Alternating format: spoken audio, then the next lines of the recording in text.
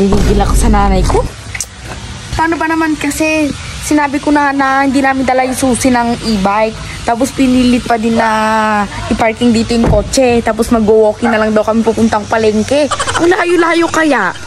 Ito na, maglalakad na ang mga taong ito. Ay, ilaw ka naman daw. Andito palabas pa lang kami sa kalsada dahil mag-walking kami. Go. Yung nanay ko nakaburap ng saging.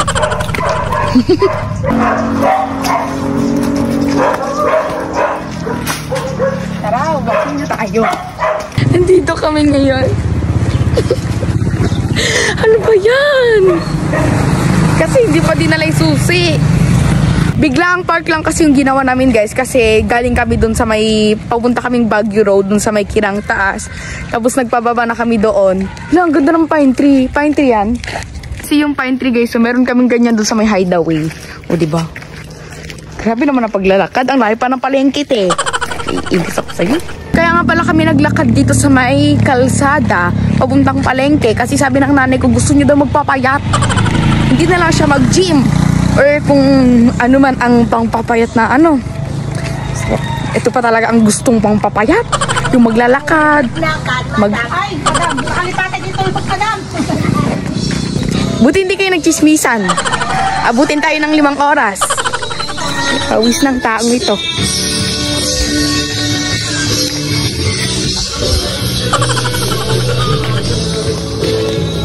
Oy. Nawalog pa yung speaker.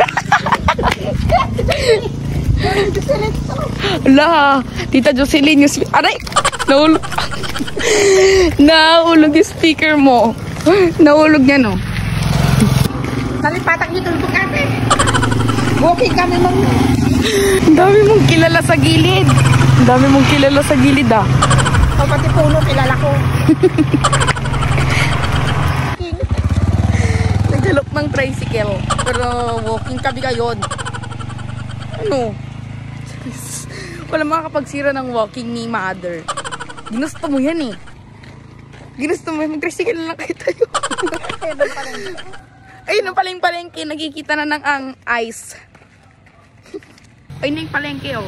Ayun na. Ay, hindi pa doon yung palengke. Meron pa ice doon. Kilala mo na naman.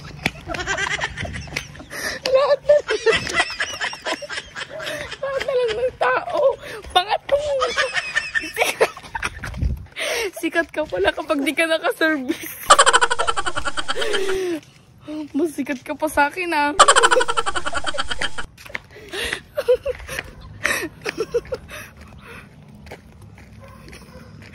Mas sikat ka pa sa akin.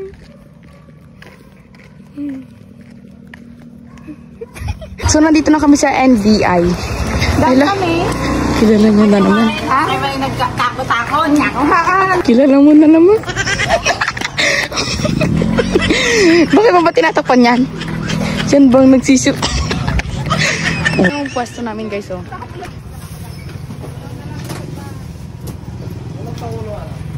So ngayon naman, itry naman natin na pagbentahan yung isang customer ng isang boneless bangus. Naku, ganito nga pala yung feeling kapag ikaw na mismo yung magbebenta. Kailangan mo lang naman talaga ng talino para sa pagbabarya. Kaya kayo, kapag math subject nyo na, mag-aral kayo mabuti. Kasi ako, nung math subject na namin, tulog ako.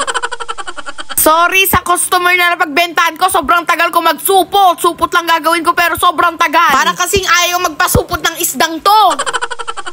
At ito na ang exciting part, yung pagbabarya. Nung kukuha nga ako ng pera dyan, iniisip ko na talaga kung ilan yung ibabarya ko. Tapos na nga tayo mag-isip, pati babarya na natin kay kuya. At yun lang for today's video. Bye!